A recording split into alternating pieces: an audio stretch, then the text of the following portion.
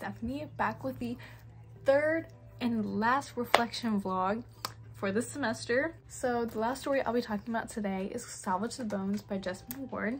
Salvage the Bones for me was honestly, it was a little bit more confusing, and you definitely had to read a lot more into it than Their Eyes Were Watching God and Power, where those were kind of more self-explanatory. This one you really had to like think a lot deeper into what it was really about. It started off with China, which was Skeeta's fighting dog, having a very, very violent, brutal labor where she ended up losing a lot of her puppies, and their drunken father trying to prepare them for a hurricane. Ash finding out that she was pregnant with her crush's baby. Good luck, girl. I don't really believe that there was like a specifically intended audience for this story. I feel like Ward kind of directs it more towards like in general kind of thing, to bring awareness to what millions of families had to experience during Hurricane Katrina. For this story, it took place in the Mississippi Gulf Coast, but not just Mississippi. They had to go through in Hurricane Katrina. So when Ash had found out she was pregnant with Manny's baby, she pretty much decided at that point she was going to hide it from her entire family, and that she was just going to keep it hidden until she couldn't anymore, which kind of makes the need for survival a lot more intense. Fast forwarding towards chapter 10, chapter 11, this is kind of when the hurricane really started to kickstart. The water was rising. Every time you would bat your eye, the water was rising even more. And they were extremely determined that they were going to survive the storm. They weren't going to let nature take its course, even though that seemed like the easier option at the time. Even if it meant them having to go a lot deeper into the storm, that's what they were going to do. So with Ash trying to keep her pregnancy a secret from her entire family and everyone, Skeeta definitely revealed that he knew all along, because he was doing everything he could to protect Ash.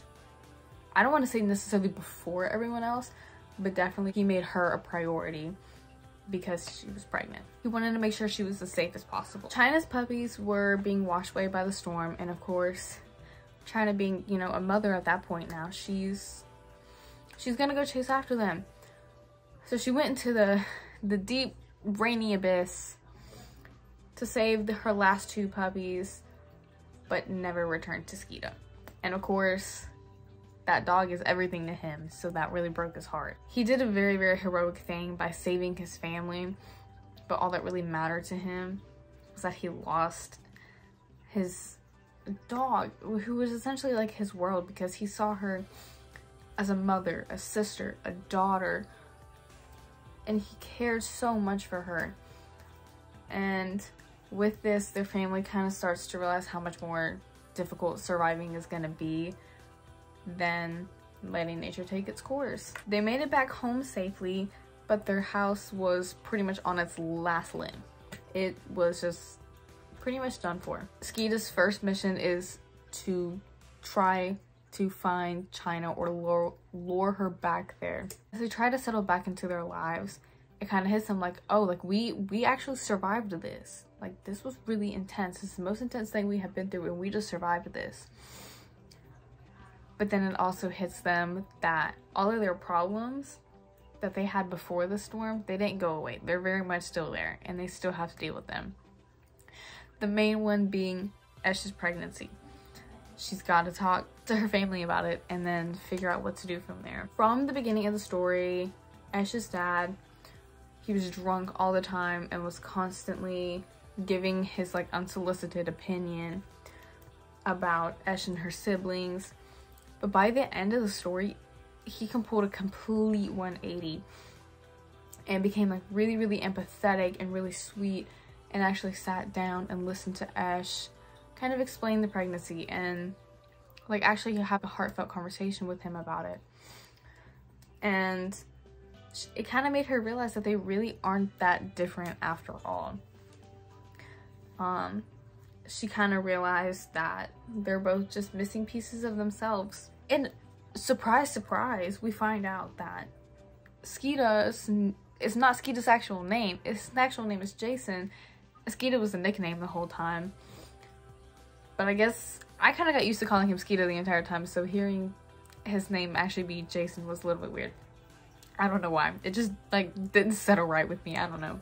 But the one thing Ash was not thrilled about was that her baby wasn't going to grow up with a father figure, because Manny he wanted nothing to do with her at that point. But Big Henry ended up showing her that her baby is surrounded by father figures and people that would do anything they could to take care of her baby, like with her. Unlike Ash, who grew up without a mother figure, this baby's gonna have a mother figure, and she's gonna have plenty of father figures to help her, which I think is literally like the sweetest thing ever. That it's so sweet. The main focal point of the story was Hurricane Katrina. It ripped so much away from their family, and looking at it from a broader perspective, it ripped away from so many people's families and so many communities. But it also pushes them to be able to rebuild everything from scratch, and they have to work together to do it. It's gonna push them to be a whole lot closer. And Skeeta, or Jason, whatever you really want to call him, I guess, ended up building an altar so that they could pray and worship on China's return. And from there, Ash created a fantasy in her head that China was going to come back, and they were basically going to become best friends, and they were going to be really, really close. Though the story ended before we found out whether China ended up ever coming back, which at this point I'm assuming she probably didn't. Which is really sad for Skeeta, because that dog really was like everything to him, which was really, really sweet. But the main focal point of the story is storms. This whole course was about storms. Professor B was talking about like really wanting to save the story for last. And now I really understand why. Because at first, honestly throughout the whole story, it was honestly really hard for me to like understand it completely. But now stepping back away from it, I really understand why. And that it, especially, I wasn't alive for Hurricane Katrina, so I have to go off of films and documentaries and what, secondhand stories and stuff like that from it.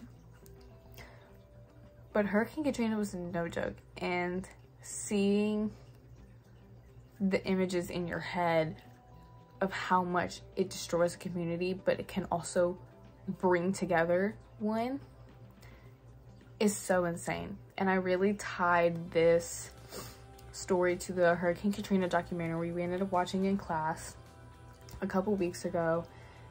And thinking about it, after watching that documentary, it actually made me cry. Like, it made me so sad. And reading the book and how much it was similar to the stories they were telling in that documentary it's honestly insane. And it's a horrible time, but it's a beautiful story to tell. It was a really, really good story. And I'm really glad I got to take this course and see storms in a different perspective than just physical. Seeing how Ash had to deal with her pregnancy, and how especially her father in the beginning wasn't supportive of her whatsoever. But now, after a really, really horrible time, it really brought their family a lot closer together. And that for me is really, really beautiful. So that is it. That is it for our 3 reflection vlogs. Thank you for sticking along, and I will see you guys another time. Bye.